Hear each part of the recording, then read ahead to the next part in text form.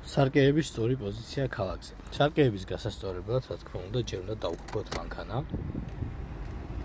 და როდესაც დავუქოთ მანქანას, შემდეგ ვიწყებთ სარკეების გასწორებას. როგორია სწორი პოზიცია სარკეების ქალაქზე? ესე იგი, ჩვენი პირველი კარის სახეური უნდა გვიჩანდეს ძალიან ოდნავ სარკის ქვედა კუთხეში. მოდი დავიწყოთ გასწორება. ეხლა გვიჩანს ძალიან, ამიტომ ნახე, როდესაც კარგად ჩანს პირველი კარის სახეური, ვერ ხედავთ ჩვენ გზას.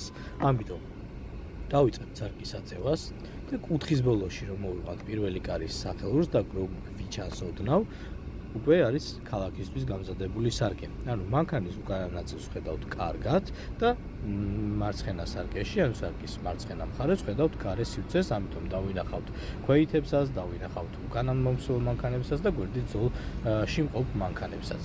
გადმოვთოთ ისევ ერზე და ზუსტად ერზეც ანალოგიურად უნდა გავასწოროთ პირველი კარის სახეური, უნდა მოვაქციოთ სარკის ქვედა კუთხეში. აი ესე. ანუ მანქანის უკანა ნაწილსაც ხედავთ აქეთ და სარკის მარჯვენა მხარეს ხედავთ სავალ ნაწილს გზის და თავისუფალ სივრცეს.